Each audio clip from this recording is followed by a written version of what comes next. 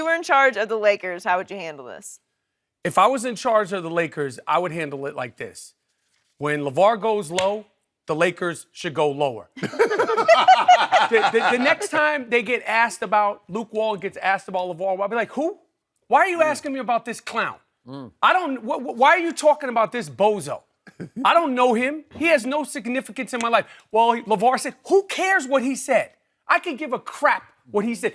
You have to be as rude and as obnoxious and as disrespectful about LaVar Ball as he is to you. You can't be classy. I support the coaches saying they don't want to talk to him. Is it TMZ? Skip, you're a famous guy. Joy, you're famous. We walk around Los Angeles. You come out of the gym.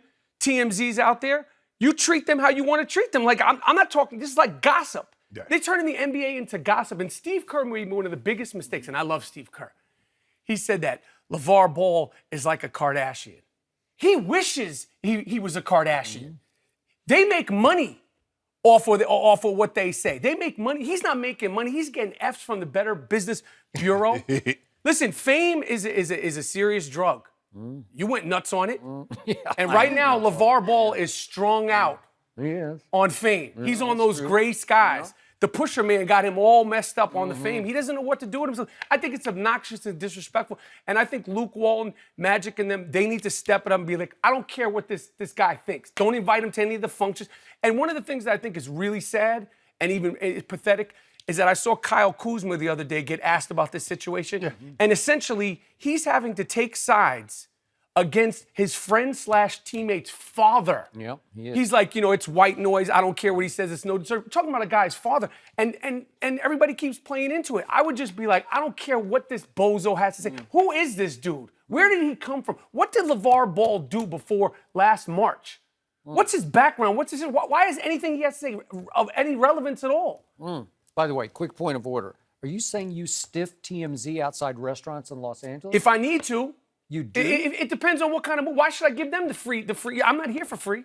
Skip, I'm getting paid to be here, man. Listen, I tell TMZ, I said, listen, you got any money? Because you're not getting any of this verbiage. These words are gold right here. You're not getting this for free. When you're walking out of the gym, Skip, and you're, in your sunglasses. I stop. He don't go to the gym. But you know what I'm saying? Like, I live in the gym. He's turning, TMZ would be a compliment to what LaVar Ball. It's like turning into like a rag magazine. It's ridiculous. My thing is that, look, I've said long ago that he was Kris Jenner. He was the Kardashian. He wishes he was Kris Jenner. But here's the thing. Kris Jenner was not there bashing Mama June and Honey Boo Boo. Nope.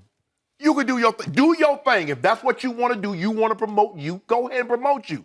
But how does what he's saying about Luke Walton and how the team should be publicly, how does that help Lonzo? That helps LaVar because we're talking about him. He's in Lithuania, and we get news about what he said in Lithuania back here in the States. He knows what it is. This is free press, free publicity to him. He's trying to start a brand because he doesn't have the backing, the financial backing of these other marketeers that's starting out or start up. Even startups get some investors, some investment from investors from somewhere. It's all him. Do we know his business background? Do we know anything about LaVar Ball ever since he said, my son's better than Steph Curry? Nothing. No. Where did he come from? Trainer. Train people like for $35 an hour. You don't make money off of that. I trained a couple of kids too. I did it for free. He trained kids in Chino Hills. Although that house house looks pretty good. You don't make a living. Hey, listen, you don't make a living training 16-year-old kids in Chino Hills $50 an hour. That's like a little sneaker money. And we all know his sneaker taste is questionable at best. Well, I got a pair of them big ballers. Where they at? He bought in.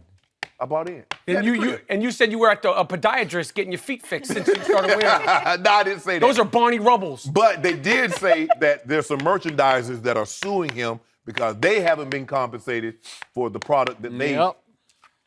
Okay, that's all problems. Those are all big losses of credibility. Yes.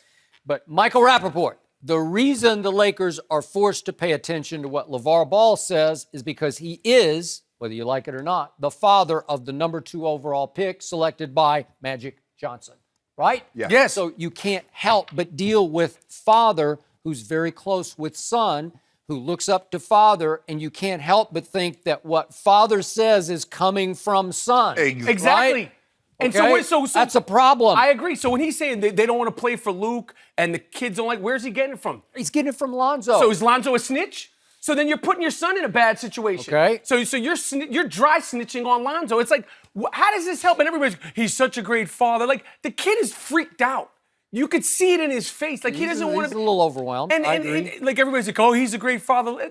Says who? You know, it's like none of this is positive for his son, and none of it's positive for the Lakers. This ain't an AAU team in Chino Hills. No, it isn't. But I'm starting to get the distinct feeling, just using the eye test and sort of reading the tea leaves, that LaVar is speaking what Lonzo is telling him about how Lonzo has given up on the head coach. He just doesn't like playing for him because the head coach early on sat him in not 1 or 2, but 6 fourth quarters, sat him down for the entire fourth quarter.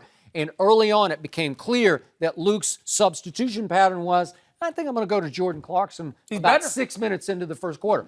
Okay, He's a rookie. He hasn't earned anything. He hasn't learned anything, but he just turned 20 years of age, and you did take him second overall. I think he's still going to be really good. You have to give him some leeway. You have to let him make mistakes. You have to say, okay, what are we doing this year? We're going to figure out Lonzo. We're going to let him grow. But I thought you was trying to make the playoffs. Yeah, we're trying to win or now. Let him make mistakes. I think they're better with Lonzo on the court, and I can prove that. But you said there were 3 games where they had an opportunity to Early close on. that Lonzo came up small. Then what happened in the 6th that he missed? And all this disaster. And all this, he's 20 years old. Kristaps Porzingis is 22. Donovan Mitchell, who should be Rookie of the Year, he just turned 21. You don't make these excuses for anybody else except for this guy. Did you watch any Summer League? And I know he's going to say, it's just Summer League. Did you watch Lithuania? Okay. It's just Lithuania. It's like the Summer League was a joke. Did Donovan Mitchell play in the Summer League? He showed out.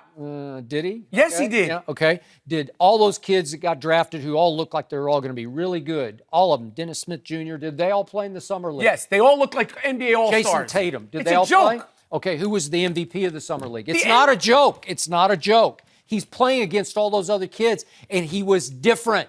He played with energy and passion. He was engaged. He was freestyling out on the court. They were pushing the pace. And all of a sudden, he's playing for Luke Walton, and he looks like he doesn't want to play anymore. And then guys like Patrick Beverly, the first day came and took his heart, ate it in front of him, and be like, yo, this ain't Summer League. I got to blame the dad a little bit for that. Listen. But also in the Summer League, there was no LeBron James, no Steph Curry, no KD. Because now, guess what? You're in the NBA and you play with big guys, not guys that's driving beer trucks that were in the Summer League. Skip, look.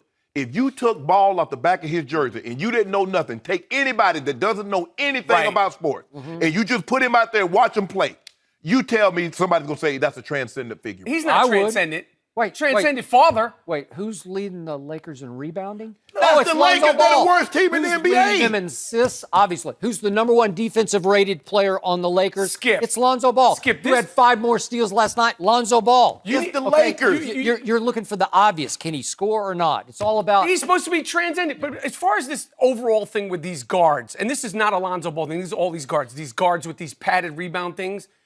Listen.